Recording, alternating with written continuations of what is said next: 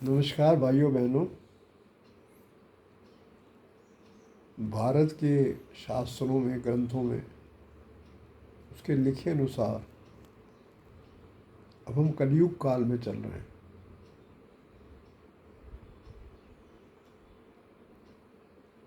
तीन काल का वर्णन है: त्रेता युग, द्वापर युग और कलयुग।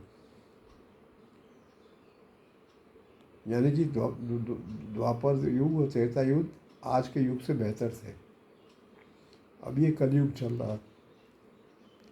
कलयुग का अर्थ हर चीज़ गलत ही करेगा आदमी, सही कुछ नहीं करेगा, सब जगह गलतियाँ करेगा। उसी को कलयुग कह सकते हैं।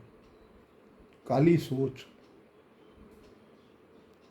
मतलब कलयुग, सोच ही काली हो गई।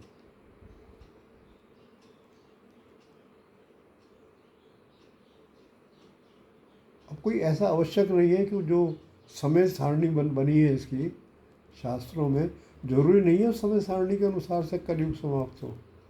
ये आवश्यक नहीं है। ये बहुत पहले भी समाप्त हो सकता है, सब कुछ समाप्त हो सकता है। प्रकृति सब कुछ नष्ट कर सकती है। हम उन विश्वासों को लेकर न चलें। हम अपने युग को जितना काला करता जाएंगे, अंत उतना करीब आता जाएगा। अगर हम इसको संभाल लें, ठीक कर लें, तो बहुत लंबा जी सकते हैं, बहुत लंबा युग जा सकता है।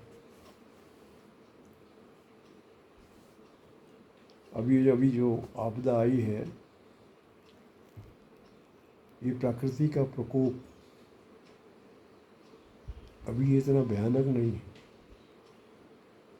लेकिन इसने पूरी विश्व को हिला दिया है।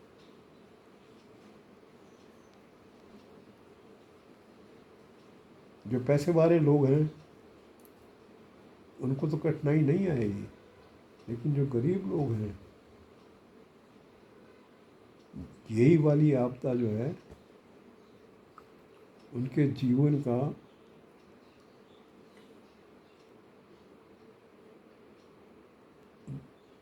नाश कह लो या बहुत नुकसान कह लो, वो करेगी। तो जो गरीब श्रेणी के लोग हैं दुनिया में, बहुत बड़ा परसेंटेज है उसका, उनको सावधान होने की बहुत आवश्यकता है। क्योंकि ऐसी किसी भी आपदा में वो अकेले पड़ जाते हैं, कुछ खाने को नहीं होता।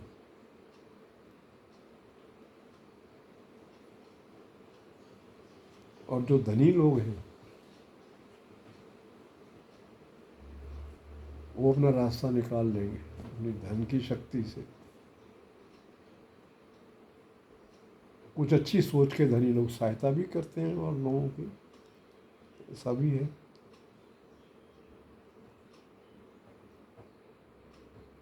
आज एक ये धारणा बन गई है, ये धारणा कलयुगी धारणा है, ये कलयुग की देन है। आज एक आम धारणा बन गई है कि साहब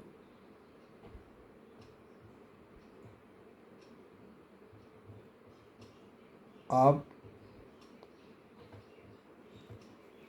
पूजा ना करें, आप सत्कर्म ना करें, आप कुछ ना करें चाहे, लेकिन धन को जरूर अपने पास रखें। धन चाहिए ही चाहिए। आज इस धारणा पे है आदमी। बिना धन के नहीं जिया जा सकता। ये धारणा लोगों की बनी है, काफ़ी समय से बनी हुई है। भगवान बुलाए या धन आपको अपने पास बुला रहा, तो धारणा ये है कि धन की तरफ चले जाओ।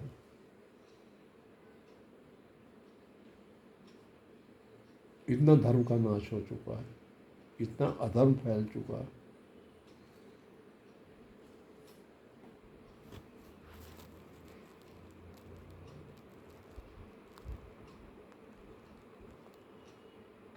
तो ये कलयुग की देन है धारणा, ये जो बनी है। मतलब कलयुग तो अपना प्रचंड रूप दिखा ही रहा, आपदा के रूप में दिखा रहा है। ये धारणा भी कलयुग का एक प्रचंड अटैक है। ऐसी धारणाएं क्यों नहीं लोगों की बन रही कि बस अपना काम ठीक से करते रहो, बाकी सब ईश्वर पर छोड़ दो? ये धारणा नहीं बन रही। भगवान बुलाए और धन बुलाए तो धन की तरफ जाना, ये धारणा बन रही है। बहुत सावधान होने की जरूरत है मानव जाति को।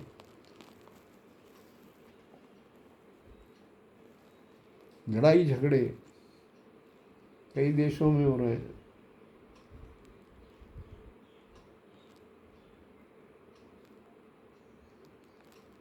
समझ में नहीं आ रहा हमको। युद्ध हो रहा था, 3-3 4-4 साल हो गए युद्ध चल रहा है, आम आदमी मर रहा है, लेकिन पॉलिटिशियंस की समझ में नहीं आता, युद्ध बंद करने को तैयार नहीं है। अगला अटैक और ज़्यादा भयानक करेंगे वो,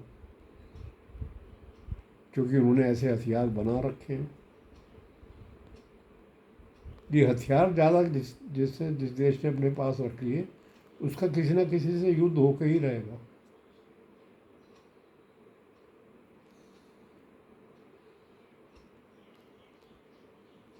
या दूसरे ढंग से जिनके पास ऐसी शक्ति है, परमाणु बम, हाइड्रोजन बम और तरह तरह के और हथियार जो हैं, मिसाइल्स वगैरह, इनको उन्नत प्रकार में और उन्नत बनाने का प्रयास किया जा रहा है कि मिसाइल को और शक्तिशाली कैसे बनाएं, फाइटर प्लेन्स को और कैसे शक्तिशाली बनाएं, उस पर रिसर्च चल रही है। इस पर कोई नहीं सोच रहा कि ये सब सिस्टम ख़त्म कैसे किया जाए, लड़ाई झगड़ा बंद क्यों ना कर दिया जाए। क्योंकि जो आम आदमी मर रहा है आपकी गोली से लड़ाई में, वो तो बेकसूर है, उसका तो घर भी तोड़ दिया आपने, उसको आज आपने आधे परिवार को उसका मर गया दुश्मन की गोलियों से। 30 सालों से चल रहा है, दया भी नहीं आती ये लोग।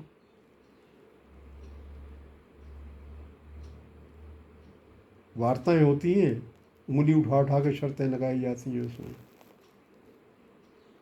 एक आदमी अपने किसी अहंकार की वजह से शर्त नहीं मानता और दूसरा अपने अहंकार की वजह से कोई समझौता नहीं करता। फिर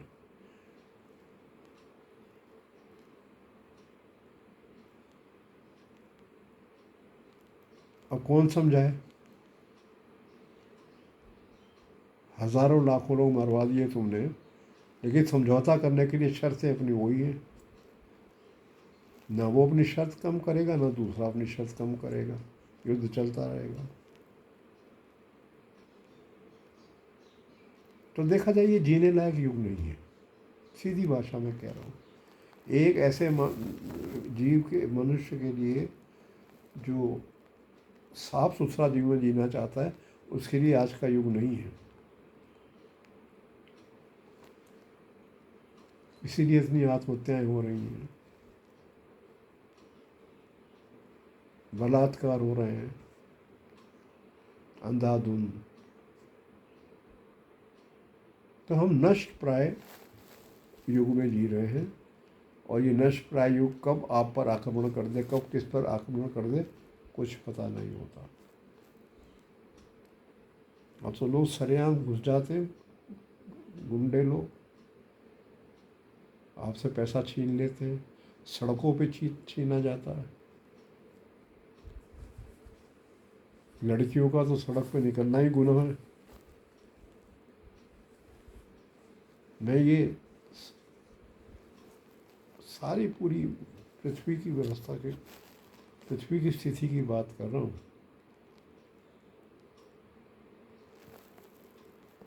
सब देशों में ऐसा ही हो रहा है, कहीं ज़्यादा कहीं कम, ये अवश्य है। कहीं बहुत ज़्यादा है, कहीं कम है, लेकिन है।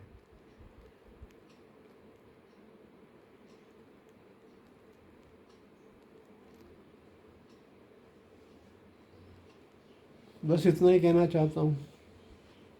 धन्यवाद। जय राधा कृष्ण।